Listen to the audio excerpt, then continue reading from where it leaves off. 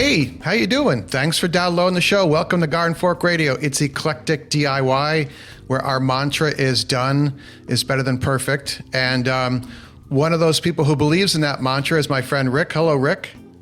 Good morning, my friend. I live it. We're going to talk about 360 cameras, and then we're going to talk about a potential security leak with a very popular Wi-Fi router. Right, sir? I think so. And probably anything else that comes to mind. We kind of freeform this part of the show. Yeah. Or freestyle, talking about 360 cameras, it's always the freestyle. People have them on a stick when they go, I was going to say skiing. Nobody skis anymore. Everybody goes snowboarding. Yeah, and so you freestyle it. Yeah, so my father-in-law visited recently, and he is, I think he still is a licensed pilot. He does not fly a lot anymore. And I talked to him about Rick's bush cat, and I found your YouTube channel actually very quickly. I just typed in literally swamp cat airplane, and your channel showed up. Excellent. And we're watching all the videos, and you are flying somewhere, and I'm like, there's a camera clamped to the wing. But then at one point, the wing camera is showing, the cockpit and the plane, and you can see you in the plane there. Thankfully, you're not at the outside. And then that same shot, all of a sudden, it's showing the wing and the propeller and the skyline of Chicago, I think was one of them. Yeah. So I was very intrigued about, and he was as well, about I've done some 360 camera work when it was really old school. And it became kind of a pain, and no one really watched the videos because you had to have goggles to do it. So I'm intrigued by the idea that you can just stick this thing on a stick and then show different fields of view from the camera. Is that Well, you can pan around. It's literally, you can pan around 360 degrees with the camera. Not why I guess you could while you're shooting, but not when it's out on the wing, obviously, because you need to have access to the camera itself. But in post-editing or in editing, it has the camera we're talking about. The only one I have experience with is the Insta360 360 camera. Yes. And it shoots, it has two hemispherical lenses, and it stitches those two together where they meet. And it also stitches out or covers up where the pole is that's holding it out away from the airplane. Or if you had it on a selfie stick and we were just talking about snowboarding, and you're charging down a hill with it, it will cancel out that stick. So all we see is you. If you had the camera, you want to point that way. But it's all done in the software, and you can pick out segments. On some of them, I remember one. I was landing over at Suffolk, and I was pointed ahead. And just before I touched down, I using the editing software panned down and shot at the landing gear. And Yes. so when I touched and you could hear the wheels chirp, you could see it at the same time. And that's all done in editing. Yeah, so just to back up for everyone, the 360 camera kind of looks like a thin remote control with they're smaller than ping pong ball sized lenses on opposite sides. And then the camera itself is maybe a quarter or 3/8 inch or ½ inch thick. And so you're recording essentially two video files. And then with the software, it puts those together and allows you to change your field of view. And Insta360 is a name brand and also the name of one of their cameras. And it can get a little confusing because I have a sport camera similar to a GoPro that's made by Insta360, and they call it the Insta360 Go. And I really like it. The video quality is amazing. But you had said there was a couple of drawbacks to this. Well, one, the files are huge. Just maybe 10 or 15 well, not that much, maybe 5 minutes of filming is about a 3 gigabyte file. Uh-huh. Yeah, And that's so big. they're fabulously large, and so you have to pull them, get what you need off of them, and then I don't want. I see people that have stacks of storage, disk after disk after disk, these things stored on them, and I don't need to keep that stuff. And so after I take out the segments that I want in the editing software, which is called 360 Studio, I'll clip out what I need, and then once I get the whole video assembled, I'll delete the major files, those 360 files, because they're just too big to keep. They're very high quality, but they're enormous because it's filming 360 degrees.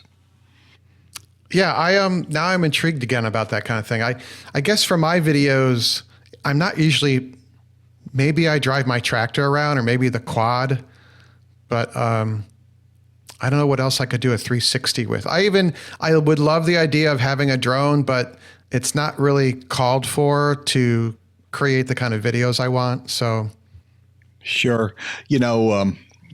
It's hard to know. Yeah, I'm always fooling around with stuff. I love photography particularly, but I'm really learning to love video, or trying to. And it's just a hobby, another hobby, and I'm always experimenting and buying new equipment. The 360 takes about 4 times as long to edit because you have to, when you're looking at it, you have to make every decision. So you look at, what you have to look in 360 degrees to see what's interesting. yeah. And then, the zoom is fairly limited. It gets grainy pretty quickly, but you have to look. But one of the nice things about it is you can track. And so if there's something, particularly on that one video I did of a tour of the oceanfront here in Virginia Beach, I, from up north, saw Rudy Inlet, which is the major inlet here in Virginia Beach. It's a pain in the ass to keep clear because it's on the Atlantic side and it's a man-made inlet and it silts up bad. But that's where all the real activity in Virginia Beach happens. I highlighted the inlet on the in the editing software and put it on track. And as I was flying toward it, it automatically tracked that point. And then as I flew over it, it rotated it down and then followed it behind me. So just followed the automatically, so I didn't have to fool with it. And that's kind of handy because it's really smooth, whenever it tilts around. So it's a very nice system.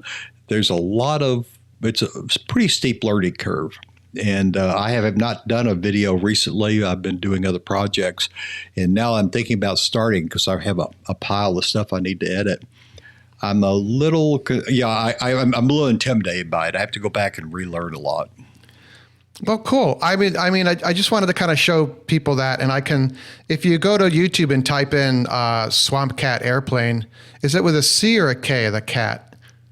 C.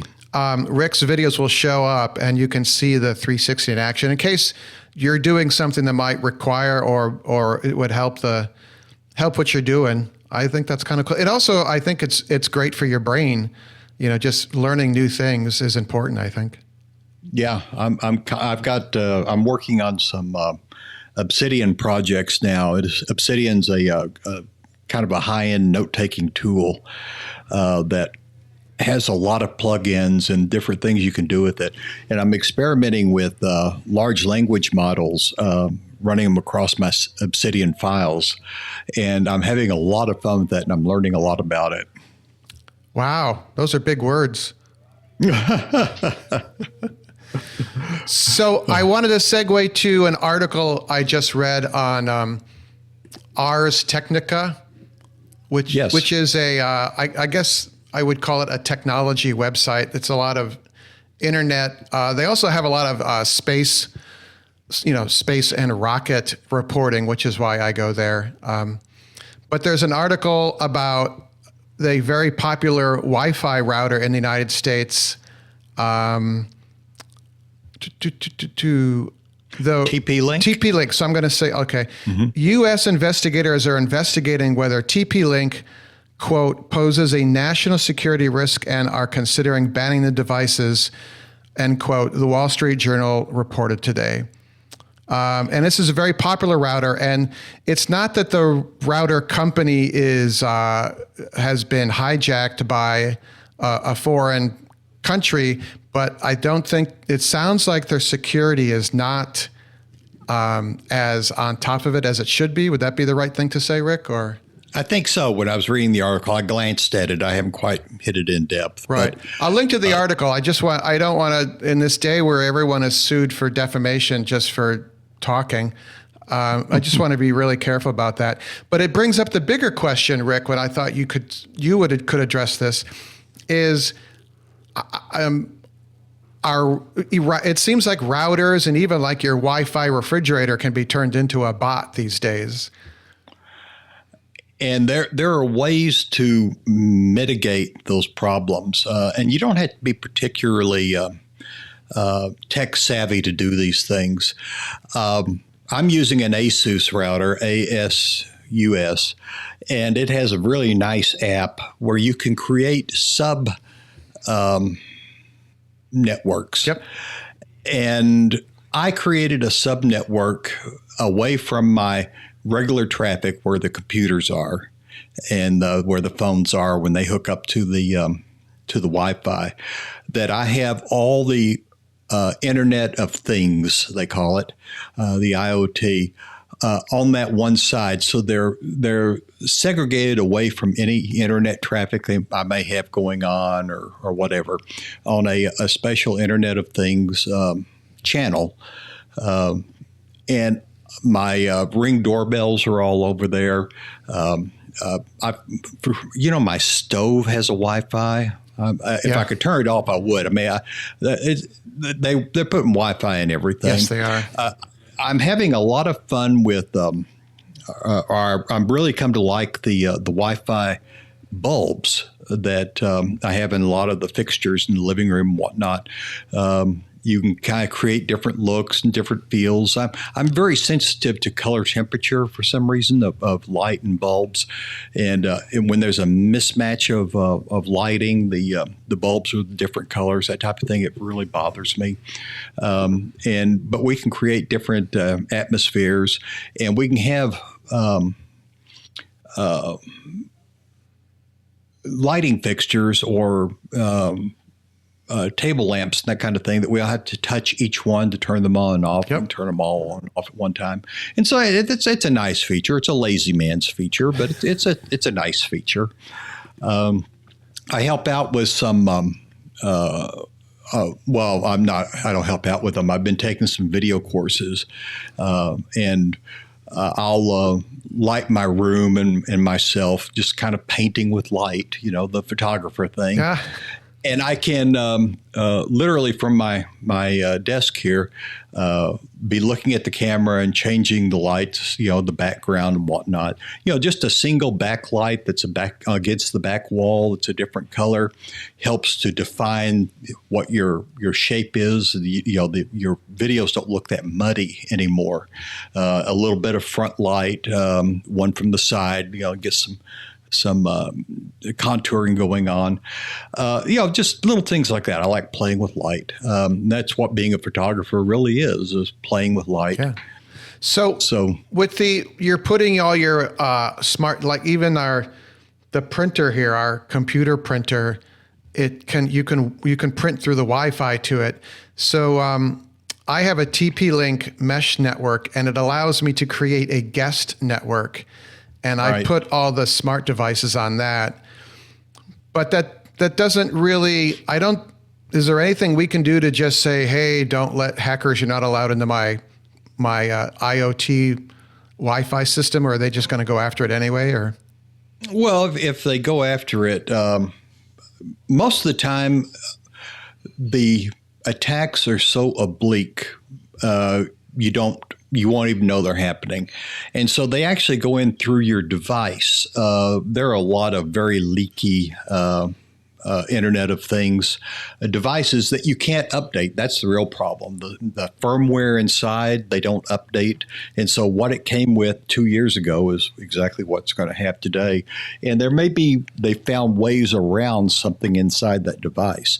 And so when you isolate it over on its Internet of Things or guest router, then it won't spill over into your Wi-Fi so that they can tunnel their way into your computers or into your phone and that type of thing. Oh, okay. And so if there's any damage, it's done on the Internet of Things side, and that you can either fix it or throw those pieces away or whatever. They can mess with your washing machine.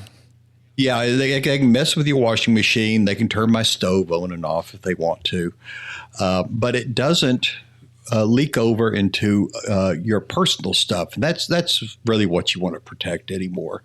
Now, I don't have a VPN on the Internet of Things side, a virtual private network. Mm-hmm. I do on our computer side, and I try to. You can't really put a VPN on the Internet of Things side because they don't work through a VPN very well. No, they don't like it. Yeah, but on our side, I run a VPN off the router. I'm using Proton VPN. Oh, okay. Which has a lot of extra benefits. One is you can I run it off every device, but I also run it off the router box just in case. And if it comes through the box, it will choose one or the other. You're not using two VPNs back to back. But it strips out, if you had the paid version, and it's not very expensive. If you had the paid version, it strips out ads, malicious cookies. Cookies, that's what I was trying to think of. All that stuff before it even gets into your house. And that is a real benefit. It doesn't even get to your computer. It doesn't get into the house. I think that's terrific. I'm also running all my DNS, domain name servers, through an outfit called Quad9, QUAD 9, the number 9. And that is set up as the DNS on the router, but also on every device in the house. Quad9 is a consortium. It's a nonprofit. And what happens is you can be on a VPN, but when I go to request the website for Garden Fork, that is plain text. It goes out to my internet provider, which is Verizon. Right. And they can see that I'm looking for your email address or your website, and then it sends me on to your website. But I don't even want them to know that much. And so by going out to Quad9, they can see I've gone out to Quad9, but then it encrypts that channel. And they don't know from at Verizon where I'm going from there. It just knows I went to Quad9. And so that encrypts that channel. And so I have a really true end-to-end encryption, pretty much. And that, just keeps, I don't want people knowing where I am. We screwed up. You and I are older. Every time there was a form to fill out, we filled it out with our name, our date of birth, and our address, and telephone number, and all that stuff. I'm doing my best to get rid of that and to stop having to do that any place I can. And then just to keep the ads down and keep the people who are making tons of money off of my ad revenue. Right, because we are the product. We're not the customer. Yeah, literally. Yeah, we're not the customer. We are the product. Hey, guess what I'm going to ask you about? Did you sign up for my newsletter yet? You didn't? There's still time. Well, there's time whenever you have time, actually. Go to the gardenfork.tv site. There's a sign up floating around on every page, or there's a link in the notes to this episode of Garden Fork Radio. It's kind of fun. I like writing the newsletter. It shows up. People seem to like it. People reply and go, "Oh, hi, Eric." And you could get the newsletter, and then you could hit the reply button. You go, "Oh, hi, Eric." And maybe send me a picture of your dog or your garden or your project you're working on. Think about that. Email from Eric once a week, usually. sign up below or at gardenfork.tv. So I wanted to back up for a minute. So VPNs, you'll see them. If you watch YouTube, there's a lot of people advertising them. NordVPN is a name I hear a lot. I use the VPN from Mozilla, which is a nonprofit. They have the Firefox browser, and it's not perfect. There are websites that just break, for lack of a better word, if you're using a VPN. Reddit is one of them I found. But they do help. And the Mozilla one is $5 a month, and you can connect 5 computers or devices to that. But Proton is based in Switzerland, and they are immune from a lot of nefarious regulation. They're famously neutral there. And I do have a Proton email account, actually, and I'm impressed with them. Yeah, I run my email through Proton. They have a calendar. They have all that other stuff that goes with it, and I really don't use it. I use the email and I use the VPN. And they're based in Switzerland. They don't release any information. In fact, they do not keep any records. They can't say where you've been, who you've been talking to, and that kind of thing. Quad9 is also based out of Switzerland, so they cannot release any records about where you've been and what you've been doing. Oh, cool. And it's just a way to layer in some protection. One of the things everybody says, well, your information's already out there. And then suddenly you're seeing all these ads, particularly if you listen to a lot of our listen to podcasts, you don't see ads, but you hear ads for all these different services that are going to go through to all the different outfits and strip your information out of them. Right. You pay them like $100 or something. And yeah. And the deal is, and I think this is really, it's a brilliant marketing scheme. I have a feeling that the people that are collecting your information are also the ones who are stripping it out. And so you're paying them twice,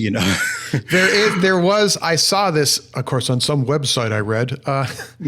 But there was one of those, name removal services ended up to be a subsidiary of a data broker. Can't remember which one, but yeah. Data broker is the word I was trying to remember all this time.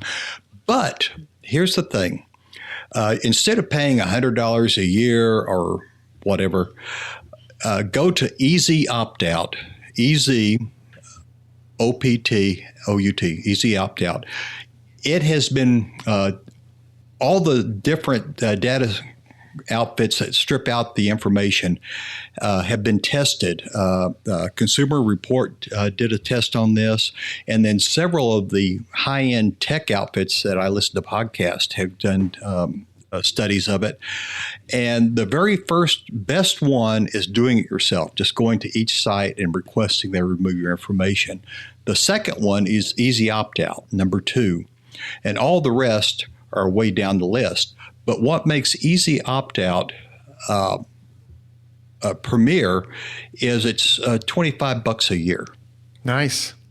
I mean, instead of paying $150 per year, it's $25 a year, and they will take care of it. It's almost like a free service, and I've done that for myself and She Who Must Be Obeyed, and it really. It's lessening. We get ads, but they're not targeted ads, and so people have stopped sending me. I went to look at a new Prius Prime just to see what the new features were, and this is a year or so ago, and just curious, just wanted to see, and all of a sudden ads start popping up, for this and for that, and I just and then for almost 6 months it tried to keep sending me back to a Toyota dealership. Since we recently moved apartments, we got our new mortgage, and our mortgage broker, it was such a great team. They warned us. At the closing, they said, so your name is, your bank is selling, the mortgage bank has sold your name already. And one of the thousands of pieces of paper you sign says, go ahead and do that. And so he said, you're going to get all sorts of, it was mainly postal mail of sign up for house cleaning or carpet cleaning or painting your house or whatever kind of stuff. So Right. whenever you make transactions, you're probably agreeing to your name being brokered to somebody. Yeah, I have pretty much eliminated all my social media accounts. I have Patreon, of course, Yay. where I subscribe to Garden Fork. Keep paying me, Rick. Yeah, of course, I have a YouTube account, but I do my best to minimize what information's on there, and I use an alias when I go in to study it. If you're in the Apple ecosphere, and there's nothing wrong being with Apple, they do a really great job with a lot of things, and so far they've been pretty immune to pressure from governments and organizations to release information about you. They have a lot of features like hide my email, where you can click when it wants you to sign in somewhere. It will say, "Do you want to use hide my email?" And so you say, "Sure." It puts in an alias, and it's just a random string of words at iCloud.com. And when you subscribe to something, you can use that. And that way, if that particular email address gets out into the wild, they've sold it forward to someone else, and it starts bothering you, and you start getting too many emails from that source, you can just kill that email address without having to kill your entire account. Yes. And I like that. And they also have a kind of a pseudo VPN. I forget what they're calling it right now, but Apple knows almost everything you're doing. Right. But it forwards to another server that is concealed from the public about what your true address is, and so that's really quite helpful. In the end, you have to trust somebody if you're and if you're trying to do this all on your own, if you're not real tech savvy, and you just want to kind of keep stuff out of your people out of your business, then maybe Apple is a really good solution. I keep it because she who must be obeyed has many wonderful attributes, but tech savvy is not one of them. Actually, she's been doing some projects lately. She's created there's a tradition in our family of these handmade Christmas stockings, and they're very ornate with lots of beads and sequins and hand-cut figures and out of felt and whatnot. It's been like a 2 or 3 month project for her, and she's really good at those kind of things. And sent one to my, I guess she's a grandniece, my brother's son's daughter, and so that just went out yesterday. Oh, nice. And so she's feeling free. But anyway, that's kind of the wrap up on that stuff. You can do a lot of stuff that to make yourself more secure. By the way, if you don't need an app on your phone or your iPad or whatever, delete the app and just go to it via the web service. Just through your web browser, because a lot of apps are tracking you constantly. Where you're going, where you're, who you're contacting. It's your phones are really just little tattletales in your pocket anyway. So literally, I think it's the Android system report back about 1,500 times a day, and Apple reports back about 700. Every website that you have, every Wi-Fi that you pass, it records. Yes. And sends back every Bluetooth that it sees. Of course, this is part of my Find My, where you have the Bluetooth tags on your dogs. Right, the Apple AirTags. Apple AirTags. It reports back all the AirTags that it sees and almost every Bluetooth signal it sees, then the location of them. And so the thing is tattling on you constantly. If you're going to go do something that you don't want anyone else to know about, leave your phone at home. Go buy yourself a little prepaid that doesn't have GPS and all that stuff if you feel like you need to have a phone with you. But do not take your phone any place you don't want somebody to know about. Yeah, surprise, we're here. Yeah. Oh, cool. So just I just want to make sure it's an article from ArsTechnica about the routers, and it kind of, I'm more about, it made me aware of not just this company, but a lot of companies have what are considered leaky appliances, and they are in our houses now. So I'll link to the article here. It's on Ars Tech. You can also just type in ArsTechnica.com, and TP-link is the name of the company, so that headline would show up there. But Okay. they're quoting from the Wall Street Journal, so I was like, okay, this has been vetted. Yeah. Well, Yeah. so, oh, sorry, I'm drawing a blank. Anyway, it's only 10:30 in the morning. By the way, going on about the app thing, Patreon, which is who I run my support group through. Support group doesn't sound right. They're basically people that want to support the podcast and the videos. We use Patreon. They take a very low cut of the contributions that people make every month. But the best way to make that contribution is on the Patreon website and not the Apple version of the Patreon app on your phone, because any transaction, it depends on the rules, but basically with Patreon, if you make a contribution to me through the Patreon app, Apple takes 30%. Right. So that's going to a real the pain. web-based site, if you want to make a donation to the Red Cross, so it's the same kind of thing. Instead of using a Red Cross app, just go straight to their website and do it. Yeah.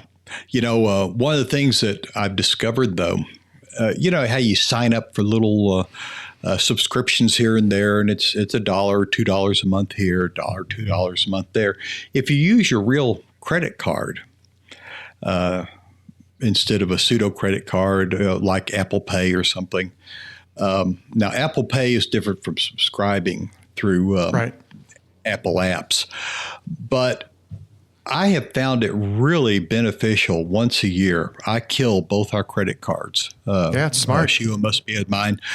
And then get a new one. And then I get all these email messages and text messages.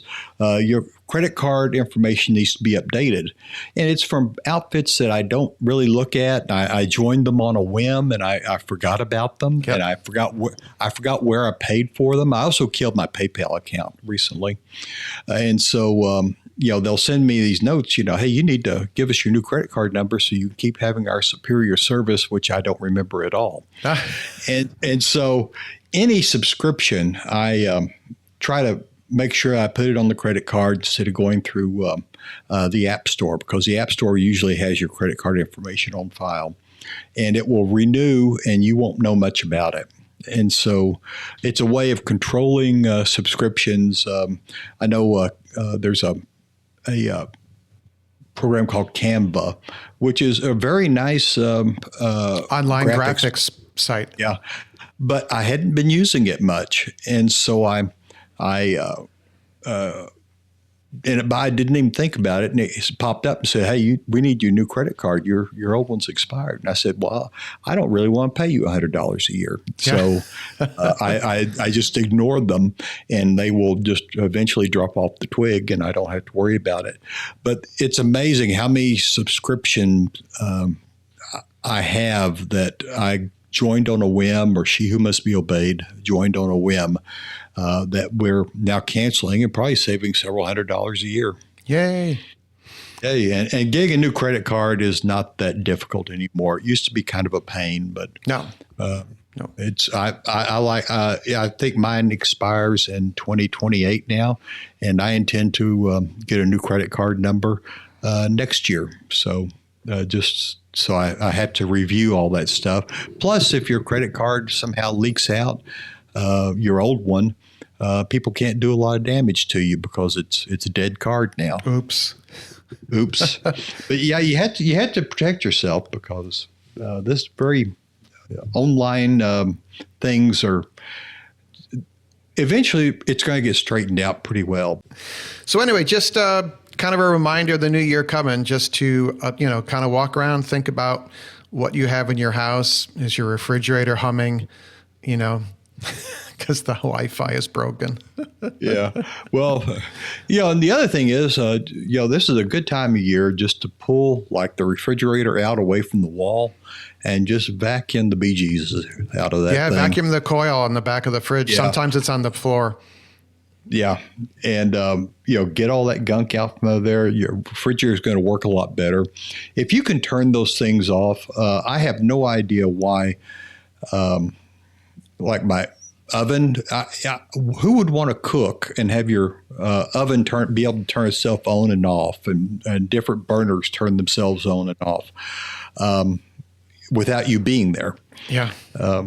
I can see send you a little note. Your timer's up, but I can set a timer on my watch. I don't need to have the stove remind me that my timer's up.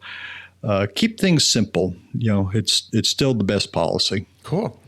So in our after show, which is for the Garden Fork patrons, I'm going to talk about a French chef who came over to our house and made us cassoulet. It's kind of interesting.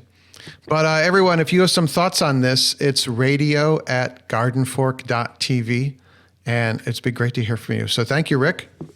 No problem. I'm probably rambled on quite a bit, but that's okay. Just things to think about. We're a rambling show.